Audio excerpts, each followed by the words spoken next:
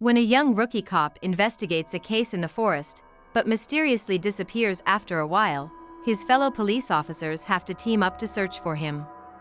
What they eventually find horrifies everyone at the station. What happened to that cop?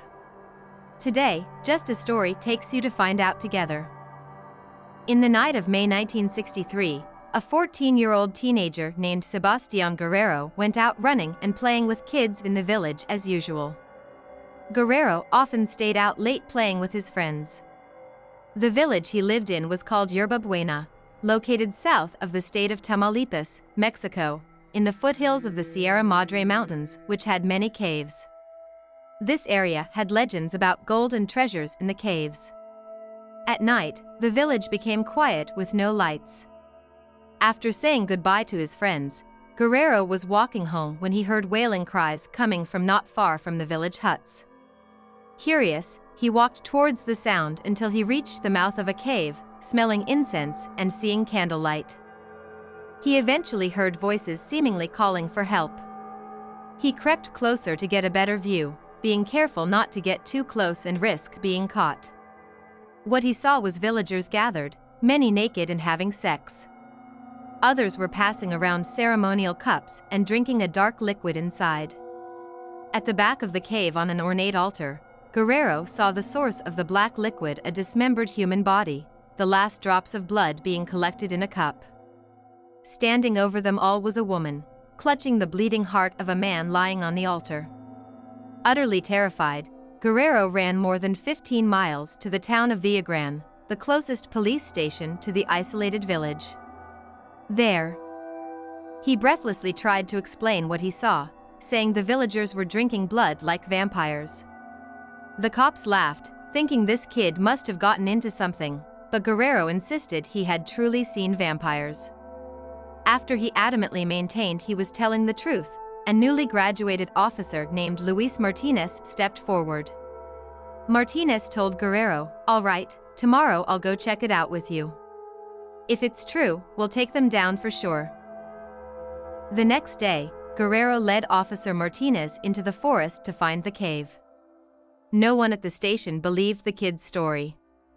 After Martinez entered the cave to investigate based on Guerrero's guidance, neither of them was ever heard from again. The mystery within the village cave actually began not long before, in late 1962. When two brothers named Santos and Cayetano Hernandez arrived in the village of Yerba Buena. They established themselves as businessmen and investors who had come to make the villagers rich. Though called a village, it was tiny with only about 20 families, no school or police, more like a farm settlement. The Hernandez brothers recruited the villagers into some kind of stock trading scheme. And claiming, "We are ancient Incan prophets, here to deliver you from suffering." The villagers, being simple folk, believed them despite the Inca origins being Peruvian, not Mexican. They willingly handed over valuables to the Hernandez brothers. The brothers then guided them, saying, "The gold is back there in the forest, go dig it up." When the villagers dug where indicated, they did indeed find some gold deposits thanks to the brothers' geographical knowledge. At sites with no gold, the brothers said, "Don't worry, the gods will provide more." The villagers became ecstatic at their apparent forthcoming riches and worshipped the prophets with the gold found. Next, the Hernandez brothers led the villagers to a cave near the village, claiming it housed vast treasures that the gods wished them to extract. The spellbound villagers all entered the cave to dig for gold and treasures as instructed. To reinforce their claims, the brothers held strange rituals in one of the caves, with incense laced with marijuana and animal sacrifices. They ordered the villagers to serve them, essentially enslaving the entire village while living like kings themselves. The brothers even demanded the village give them young girls, which the villagers dared not refuse. Once the brothers had had their fun with the girls, they would sell them off to traffickers who would send the girls to the border towns and force them into sex work. It wasn't just young girls, adults and elders were also summoned to sexually service the brothers during the rituals.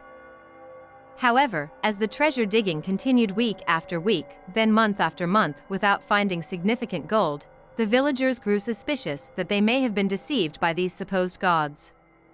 Whispers of doubt about the brothers began spreading widely enough that their control started slipping. If left unchecked, the villagers may have turned on them. Unable to fully subjugate the village any longer, the brothers hatched a new plan.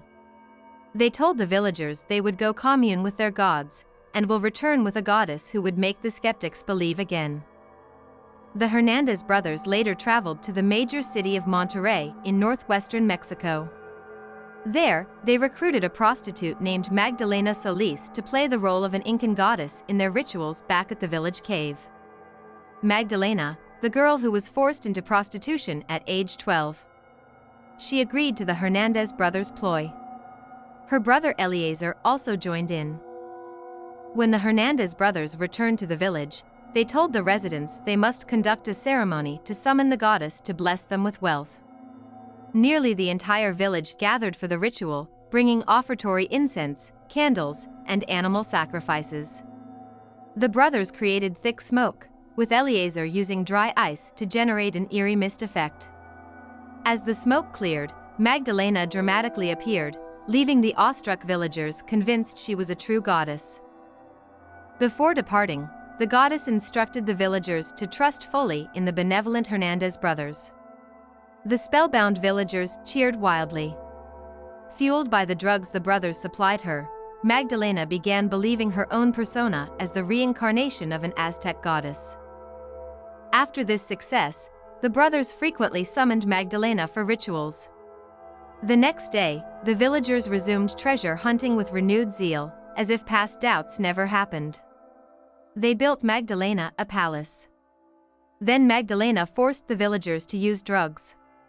This made the villagers very obedient to Magdalena's words.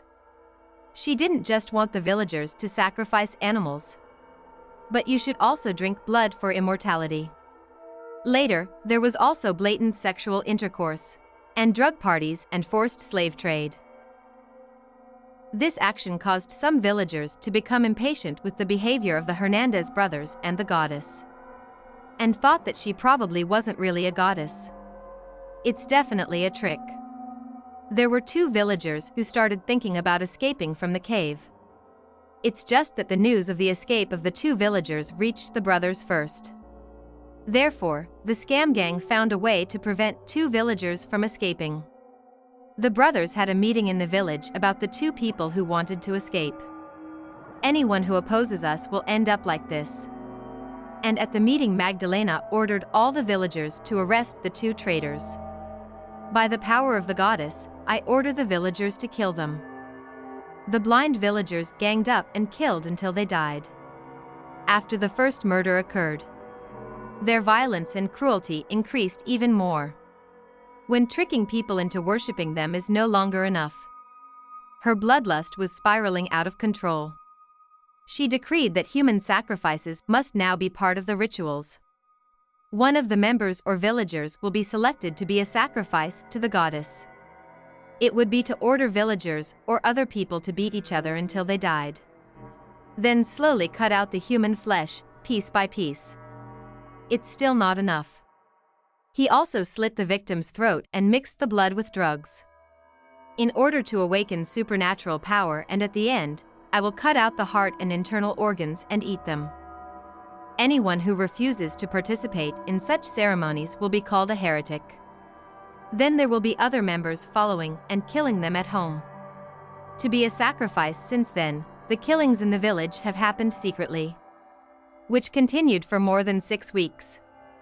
The victim's death never once left the village.